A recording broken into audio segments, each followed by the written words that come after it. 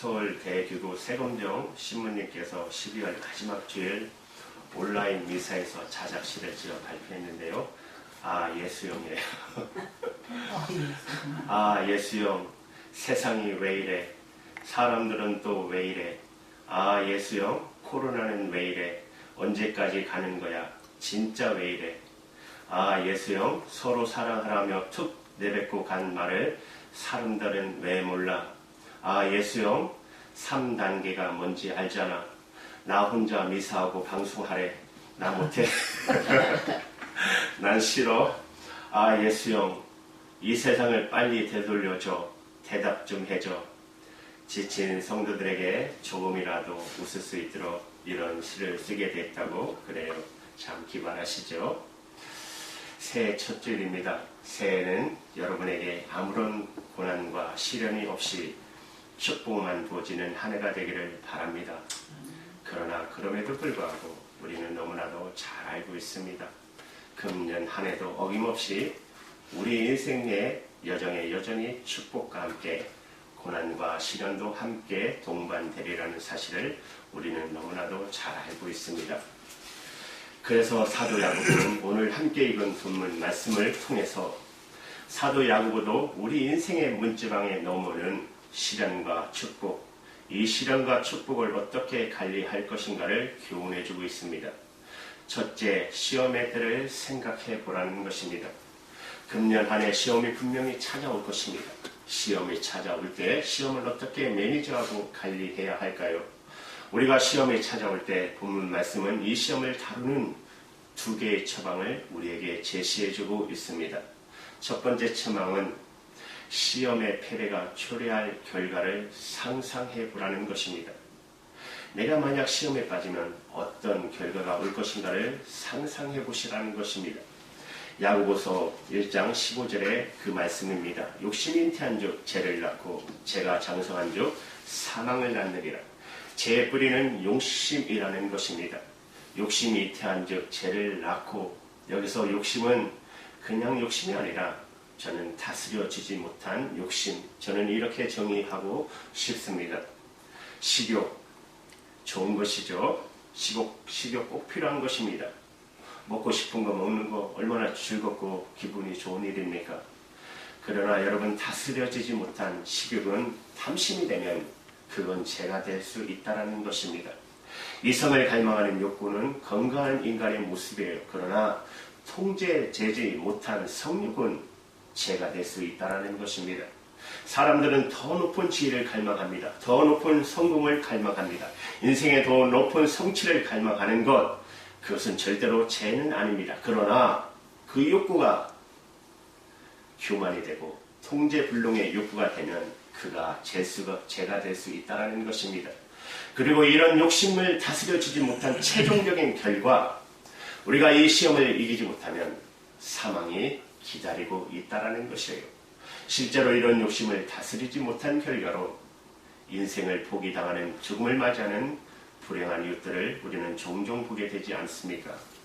그러나 오늘 성경은 육체적 죽음 이상으로 우리가 가장 경계할 것이 영적인 죽음이라고 가르칩니다. 죽음이란 단어의 성경은 정의는 분리입니다. 하나님과의 분리, separation. 그러니까 단절을 뜻하는 것이 하나님과, 죄를 범하면 생명의 근원이신 하나님으로부터 단절이 되는 것입니다. 하나님과의 관계가 흔들립니다. 그리고 끊어지는 것입니다. 이것은 육체적인 죽음 이상으로 우리가 가장 경계해야 할 거라고 할 수 있는 것이에요. 여러분, 창세기에 처음 사람 아담의 죄를 범하는 순간 어떤 일이 생겼어요? 자기 안에 부끄러움이 들어왔어요. 두려움이 찾아왔어요. 그는 두려움과 부끄러움을 느낀 나머지 하나님 아버지로부터 도망을 가게 됩니다. 여러분, 아담이 만약 자기가 그런 삶을 살게 될 결과를 상상해 보았더라면 그가 이 죄를 범했을까요? 그러므로 시험이 올 때 내가 이 시험에 패배하면 어떤 결과를 초래할 것인가를, 그 결과를 상상하시라는 것입니다. 상상해 보시라는 것입니다. 우리가 금년 한 해 시험이 찾아오거든 이 시험을 다루는 두 번째 처방입니다. 그것은 시험을 이길 때 승리를 상상해 보시라는 것입니다. 그 결과를 어떤 것인가를 상상해 보시라는 것입니다. 이 시험을 이길 때 어떤 약속이 기다리고 있는가, 그것을 또한 상상하시는 것이에요. 오늘 본문 12절의 말씀 보십시오. 시험을 참는 자는 복이 있도다. 이것이 옳다. 인정하심을 받은 후에 주께서 자기를 사랑하는 자들에게 약속하신 생명의 면류관을 얻을 것임이니라. 우리가 영적으로 죽게 되면 살아있어도 그것은 삶이 아닐 것입니다. 여러분, 살아도 삶이 아닌 삶, 얼마나 힘든 삶이겠어요. 그것이 바로 영적인 죽음의 삶이라고 할 수 있는 것입니다. 그러나 시험을 이기는 사람에게 약속된 것이 무엇입니까? 생명의 면류관. 우리가 생명의 면류관을 누린다는 것이에요. 그 삶은 어떤 삶일까요? 여기서 말하는 생명은 그냥 생존하는 생명이 아닙니다. 이것은 풍성한 생명, 희열과 기쁨이 넘치는 삶. 예수님은 당신 앞에 나오는 모든 사람들에게 바로 이런 생명을 약속하셨어요. 우리가 잘 아는 요한복음 10장 10절 말씀을 보시면 도적이 온 것은 도적질하고 죽이고 멸망시키려 할 것뿐이요 내가 온 것은 양으로 얻게 하고 그 다음에 뭐예요? 더 풍성히 얻게 하는 것이다. 주님이 우리에게 뭘 주시기 위해서 오셨나요? 풍성한 생명. 여러분, 생명이라는 단어는 독특한 헬라의 단어로 쓰여집니다. 조회, 여러분 들어보시죠? 조회. 조회라는 것은 생명으로 가득 찬, 약동하는 생명. 그러니까 기쁨과 희열이 넘치는 삶, 이런 풍성한 삶을 약속하신다는 것이에요. 그 생명의 면류관을 우리에게 주시겠다는 거예요. 여러분, 고대 그리스의 올림픽의 최종 승자에게, 마라톤 승자에게 올리브로 만들어진 월계관을 씌워주지 않았습니까? 사랑하는 여러분, 오늘 본문 12절에 시험을 이긴 자들에게 주께 약속하신 생명의 면류관, 바로 월계관, 승리자에게 줬던 월계관처럼 우리가 생명의 면류관, 우리가 시험을 이겼을 때 면류관을 누리는 장면을 한번 상상해 보십시오. 지금도 마찬가지지만 여러분, 고대 올림픽의 광경을 한번 상상해 보십시오. 올림픽 중에 마지막 꽃이라고 할 수 있는 마라톤, 마지막에 열리잖아요. 마지막 경기잖아요. 그 마라톤 주자가 이제 모든 코스를 달리고 마지막 스타디움에 들어옵니다. 입장하는 순간, 지금도 마찬가지지만 마라톤 경기의 마지막 최종자 승리가 들어오는 순간, 가장 설레이는 순간, 올림픽에서는 그 승자가 들어오자마자 스타디움에 모여있는 모든 사람이 이제 벌떡 일어납니다. 그리고 기립박수를 보냅니다. 끊임없는 박수를 보냅니다. 그는 박수를 받으며 드디어 시상대에 오르는 순간, 당시 황제는 그의 머리에 월계관을 씌워줍니다. 그때 어떤 느낌일까요? 그 감동이 어땠을까요?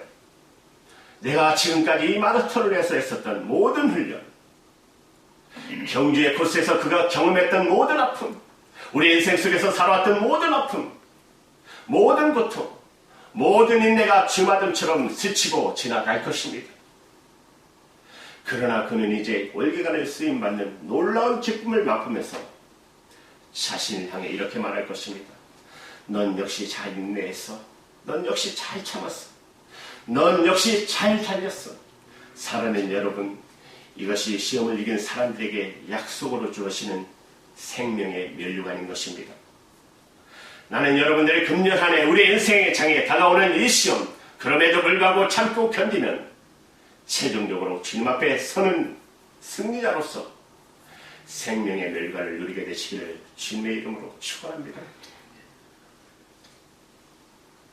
사랑하는 여러분, 오늘 본문은 동시에 시험의 때뿐만 아니라 그러나 우리 인생의 장에 축복의 때가 있을 거라고, 나는 그런 축복을 여러분이 기대하시기를 축복합니다. 금년 한 해 그런 축복도 우리 인생의 장에 부어지기를 바랍니다. 그런데 중요한 것은 여러분, 축복이 왔을 때 그 축복을 어떻게 관리할 수 있느냐, 이것이 훨씬 더 중요한 거라는 것이에요. 축복의 관리. 왜냐하면 여러분 보셨지만 인생의 길로서 비로소 성공했다는 사람들, 비교적 성공을 거뒀던 사람들이 한순간 형편없는 절망의 나락으로 전락해버리는 모습들을 보게 됩니다. 왜 그랬을까요? 축복을 관리하지 못하고 방심했기 때문에. 여러분, 성경에도 그런 사람들이 나오지 않았습니까?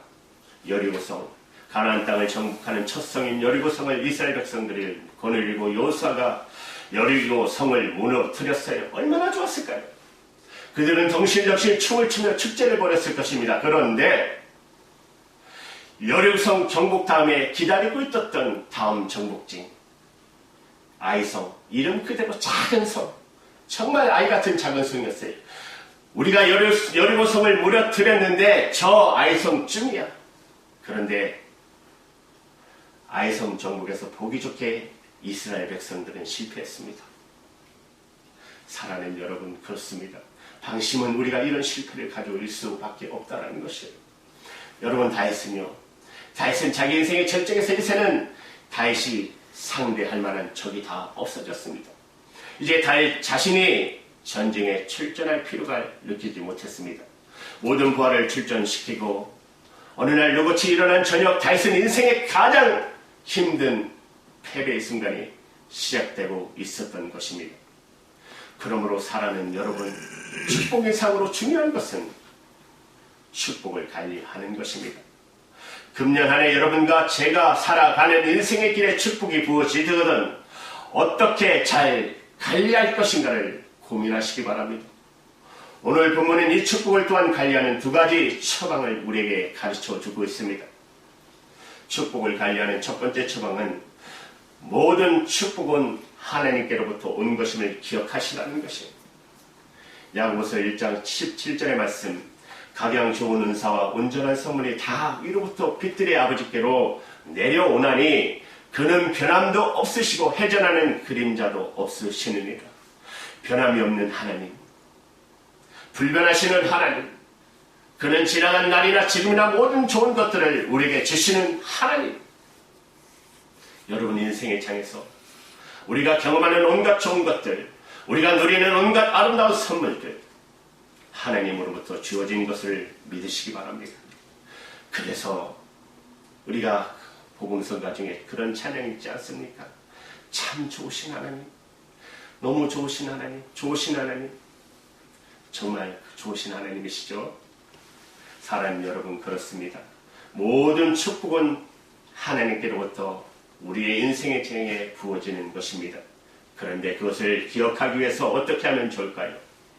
우리는 처음에 하나님의 축복이라고 생각합니다. 그러나 조금 있으면 그래도 내가 이것을 누릴 만한 일을 하지 않았나? 내가 노력했으니까 그것이 단순한 내 성취의 결과물로 착각하기 시작합니다. 그리고 서서히 하나님을 잊어버리고 망각합니다. 그래서 우리는 인생의 장에 우리가 누리는 축복이 하나님께로부터 온 것을 기억하기 위해 하나님께서 영적인 우리에게 과제를 주셨습니다.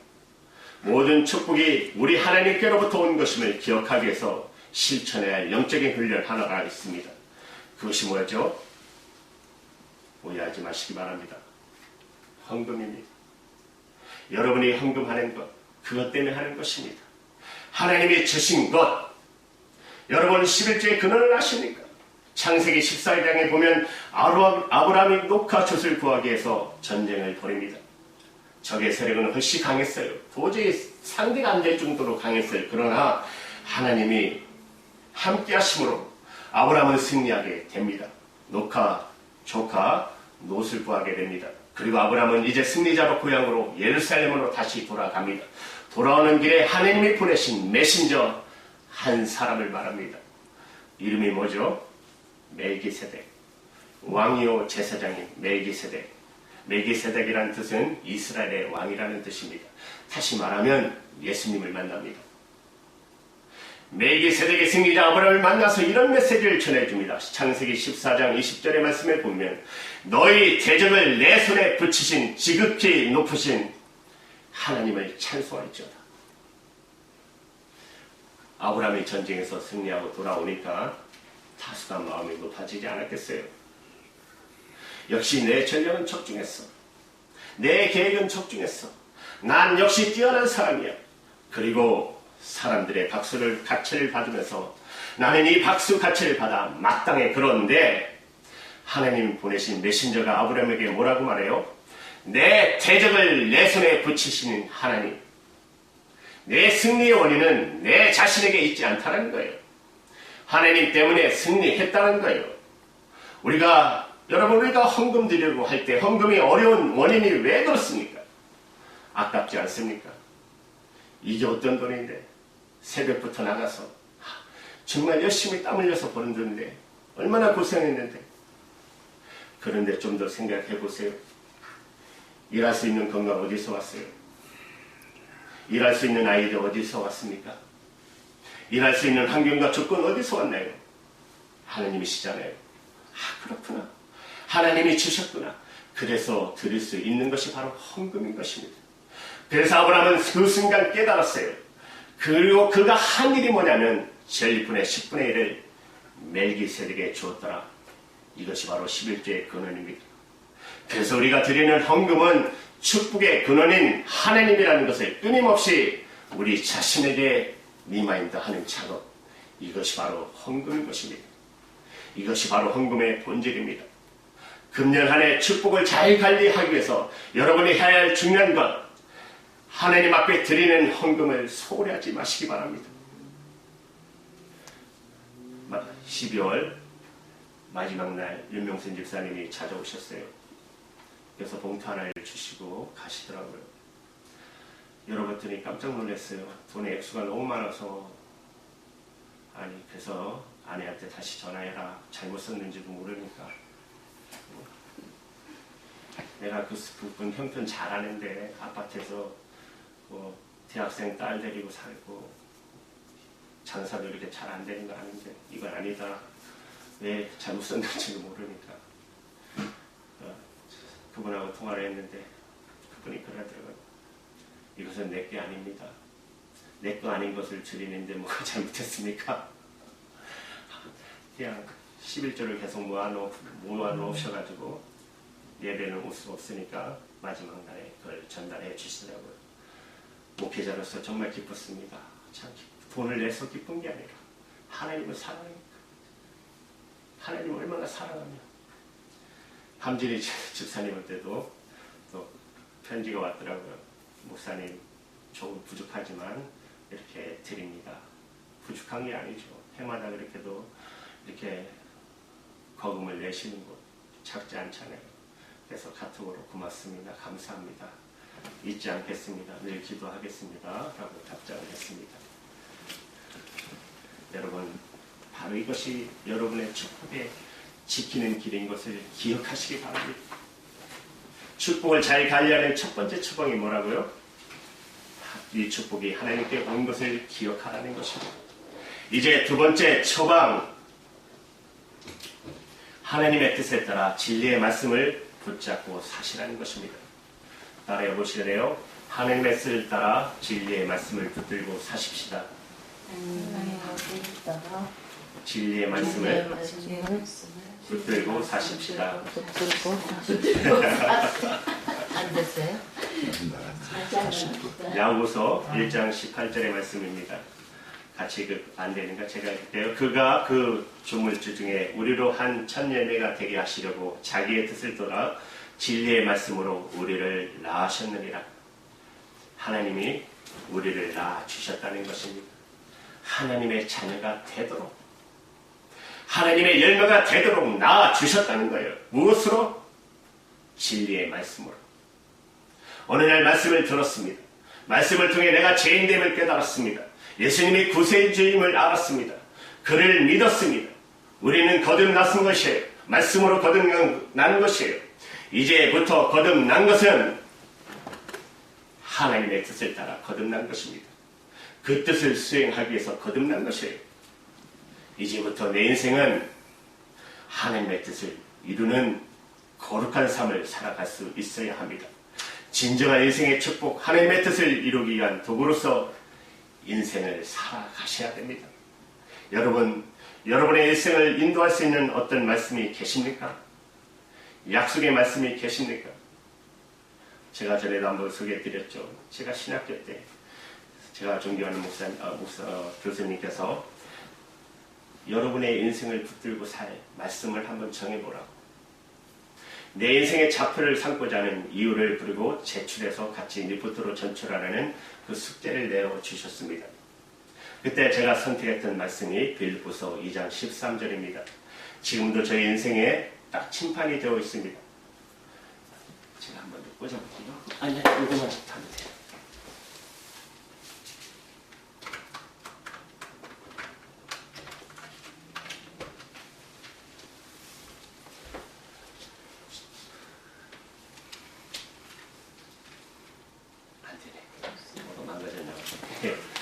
제가 읽을게요. 너희 안에서 행하시는 이는 빌립보서 2장 13절.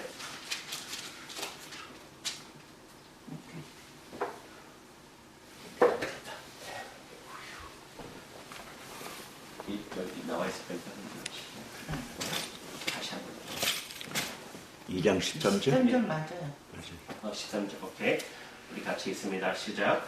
너희 안에서 행하시는 이는 하나님이시니 자기의 기쁘신 뜻을 위하여 너희로 소원을 들고 행하게 하시나니.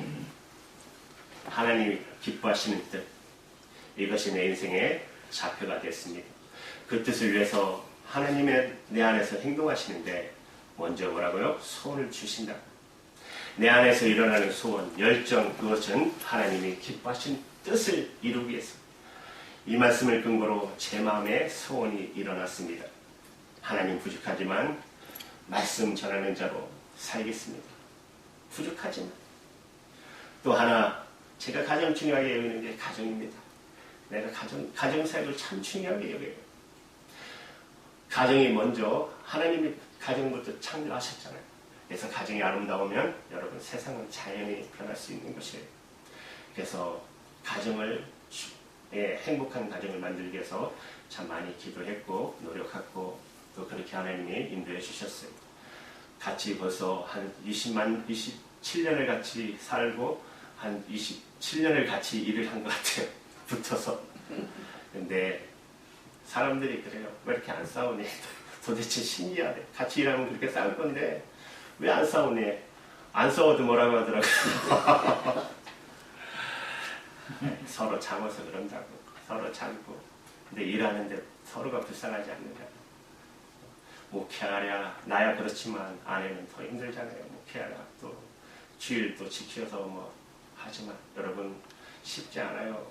하소연하는 게 아니라 아침 7시에 일어나서 또 청소 싹 하고 또 다시 준비하고 제야 말씀 준비하러 쑥 들어가면 되지만 또 음식도 가끔씩 또 준비해야 되고 제야 사명감 때문이지만 때로는 힘든 거 알아요. 여러분 저는 가족 같은 교회 만들기 원합니다. 때로는 부족해요. 그러나 여러분 그 마음만 받아주시기 바랍니다. 목회자가 성도를 사랑하지 않으면 어떻게 목회하겠어요? 그건 하나님이 저를 쳐요. 가만 놔두시겠어요? 네가 목회자냐고 하지. 때로는 부족해서 오해 살 수 있지만 그럴 때마다 여러분 기도해 주시기 바랍니다. 그리고 언제든지 찾아오세요. 제발. 그리고 말씀해 주세요. 그러면 서로 기도하고 좋잖아요. 그런 아름다운 주님의 등대를 만드는 것이 제 소원이 되었습니다. 그 마지막 이렇게 아름다운 교회를 아름답게 또 물려줄 수 있다면 우리는 작게 이렇게 교회했지만 우리 형들은 또 크게 목회할 수도 있잖아요. 그렇잖아요. 우리가 맞은 것 제가 아들이 자식이 있겠습니까?